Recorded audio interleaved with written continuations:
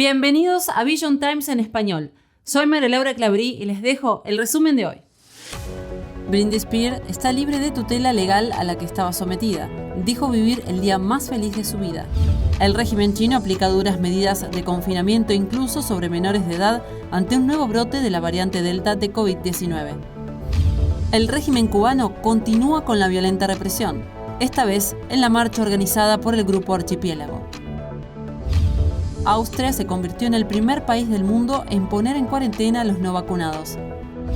Crisis fronteriza en Polonia. Alemania advierte que habrá más sanciones a Bielorrusia y Putin dice que las políticas europeas son las responsables de la crisis.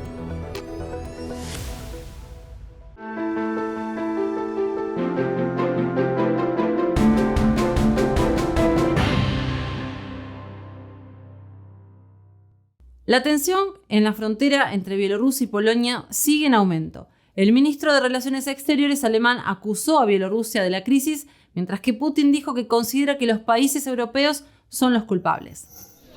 Rodeados por un gran número de vehículos y equipos especiales, la policía y los guardias fronterizos polacos observaron a miles de migrantes al otro lado de la cerca de alambre de púas. La crisis en la frontera entre Bielorrusia y Polonia se desató debido al flujo de indocumentados originarios de Oriente Medio, que pretenden ingresar a la Unión Europea, principalmente a Alemania. La mayoría acampan en carpas en condiciones de congelación y al menos 8 de ellos murieron y aumentan los temores a medida que avanza el duro invierno. La Unión Europea, que sancionó repetidamente a Bielorrusia por abusos contra los derechos humanos, acusa a Minsk de atraer a inmigrantes de países devastados por la guerra y enviarlos como peones para cruzar a Polonia e intentar sembrar un caos violento en el flanco oriental del bloque. El ministro de Relaciones Exteriores alemán, Heiko Maas, dijo que las sanciones a Bielorrusia están lejos de terminar y amenazó con duras sanciones a las compañías aéreas que transporten migrantes a Bielorrusia. Además, señaló al presidente ruso como una pieza clave en la resolución del conflicto. Wenn Putin helfen kann, und ist sicherlich derjenige, der am einfachsten in Minsk bei Lukaschenko seinen Einfluss nutzen könnte, dieses wirklich menschenverachtende Treiben zu beenden, dann sollte er es tun, nicht nur darüber reden, sondern er sollte den Worten auch Taten folgen lassen. En tanto, Vladimir Putin considera que los países europeos son culpables de la situación con los migrantes en la frontera bielorruso-polaca y espera que tanto el presidente bielorruso Alexander Lukashenko y la canciller alemana Angela Merkel hablen directamente sobre la crisis.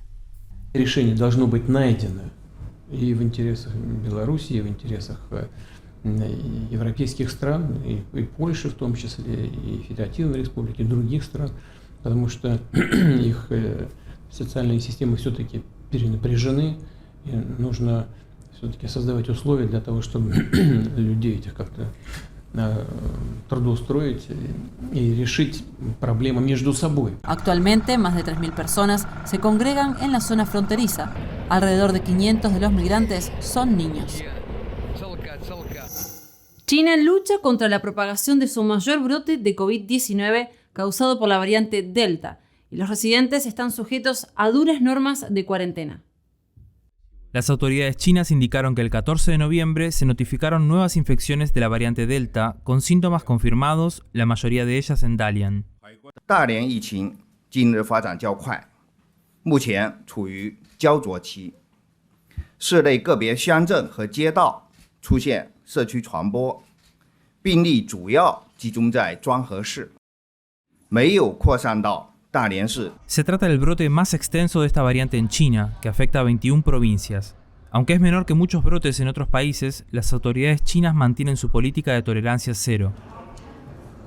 Se reportaron varios casos en la ciudad universitaria de Chuanghe y cientos de alumnos fueron trasladados a hoteles para hacer un seguimiento. Las autoridades confinaron cerca de 1.500 alumnos universitarios a sus residencias y hoteles tras el brote del COVID-19. La orden se emitió el domingo. Más de 7.000 estudiantes que no fueron trasladados recibieron la orden de restringir la circulación y las autoridades cerraron varios espacios comunes para reducir los contactos. Los estudiantes recibirán clases a distancia y se les repartiría las comidas a sus habitaciones. Por otro lado, niños de una escuela primaria en Beijing son enviados a campamentos de cuarentena de COVID con autobuses sin la tutela de sus padres durante la medianoche, debido al resultado positivo de la prueba de un estudiante. Pero no todos están conformes con las estrictas medidas que toma el régimen chino y los internautas intentan presentar sus quejas en redes. Si bien la mayoría de este tipo de posteos son borrados, algunos llegan a filtrarse de la censura china. Un internauta dijo: "Debemos hacer algo ahora, no podemos vivir el resto de nuestras vidas de esta manera". La cuarentena eterna, pruebas obligatorias y restricciones de viajes se convirtió en la nueva normalidad para la mayoría de la población en China. Cuba amaneció hoy con un gran despliegue militar y actos de repudio y vigilancia a opositores del régimen, debido a la Jornada Cívica por el Cambio, la marcha organizada por el grupo Archipiélago. Santiago de Cuba amaneció este 15 de noviembre con un despliegue militar notable. Las autoridades emplazaron asimismo cientos de policías en lugares claves y también movilizaron miembros de los llamados grupos de respuesta rápida. Desde el domingo, las fuerzas del régimen patrullaron las calles para amedrentar y disuadir a los habitantes salir. Esto en vísperas de las protestas planificadas en Cuba por el grupo Archipiélago para este lunes.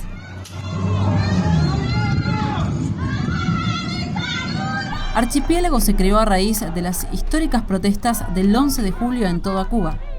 Es la comunidad online que convocó la Jornada Cívica por el Cambio para reclamar la democratización de Cuba y la liberación de los presos políticos del 11-7. El grupo solicitó permiso a las autoridades para llevar a cabo una marcha pacífica en varias ciudades, pero se lo denegaron y aún así mantuvieron la convocatoria. Esto sucede en medio de que Cuba reabre sus puertas al turismo internacional, una fiesta según las autoridades que no quieren empañar con la protesta. El domingo se esperaba que Junior García, líder de Archipiélago, saliera de su casa en La Habana para marchar solo, con una rosa blanca en la mano para subrayar la naturaleza no violenta de su movimiento, pero no pudo lograrlo. Mi casa amaneció sitiada. Está rodeado todo el edificio de agentes de la seguridad del Estado vestidos de civil, haciéndose pasar por pueblo, como suelen hacer. Eso no sorprende a ningún cubano. Hay carros en todas las esquinas y grupos incluso debajo de mi edificio en el paso de escalera.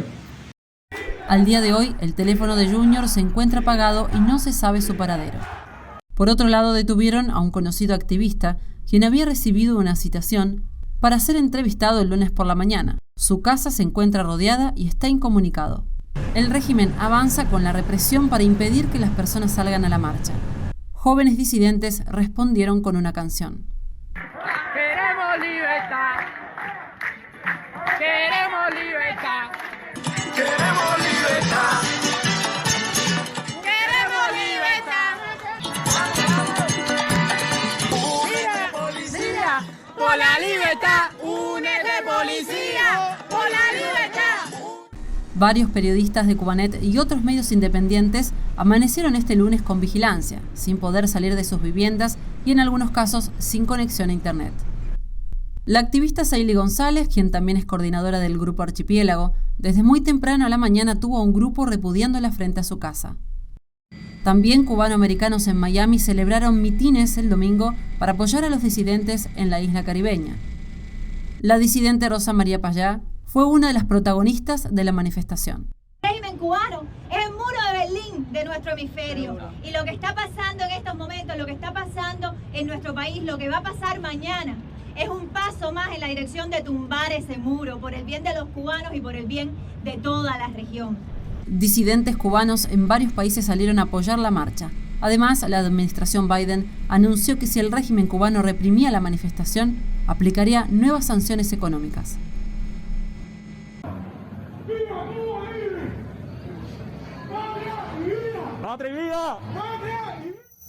Austria se convierte en el primer país que aprueba el confinamiento para personas no vacunadas. La medida, que entrará en vigor a partir de este lunes, dice que tiene como fin aliviar la presión sobre los hospitales. Aquellas personas sin vacunarse solo podrán salir de su casa o apartamento por razones urgentes, como ir a comprar alimentos, ir al trabajo o visitar al médico. Austria vive una nueva ola de COVID con más de 12.000 nuevos casos por cada 100.000 habitantes en 7 días. La medida, que entrará en vigor este lunes, fue anunciada en rueda de prensa por el canciller Alexander Schallenberger, tras debatir la cuestión con los gobernadores de las 9 provincias durante una llamada de video. En este sentido, hizo un llamado para aumentar la tasa de vacunación, que calificó de vergonzosamente baja.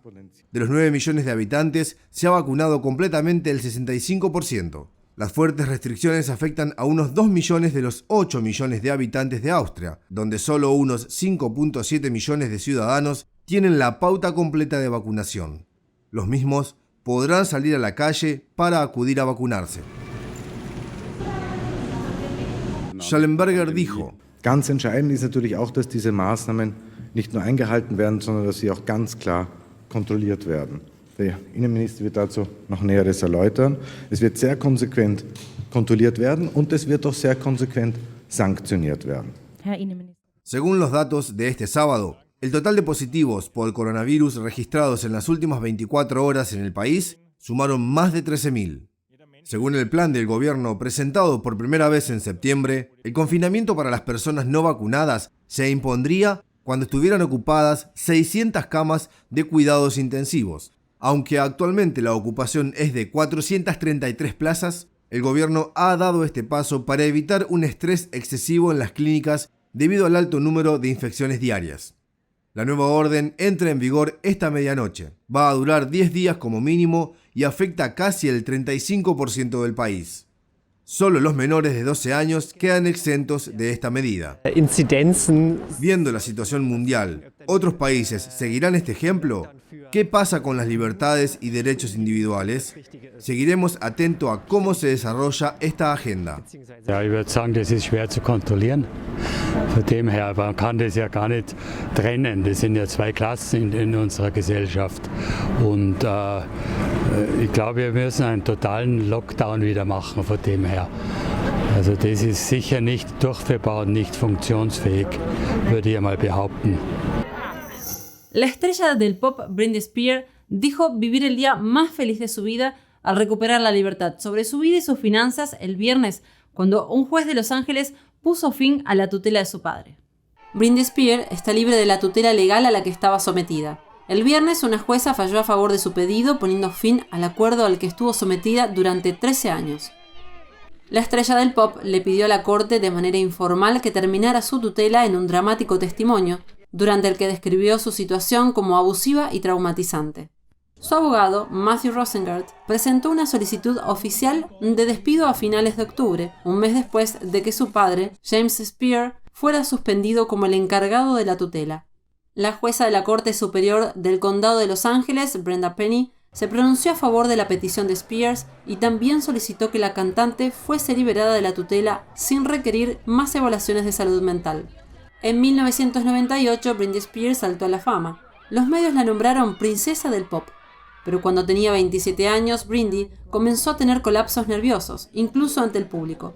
Los informes médicos dicen que trató de suicidarse y que tuvo que ser trasladada a un hospital psiquiátrico.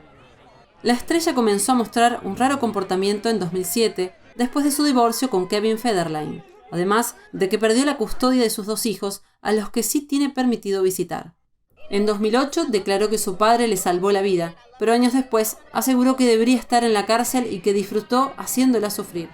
En 13 años, Britney Spears no tuvo ningún control sobre su patrimonio, valorado actualmente en unos $60 millones.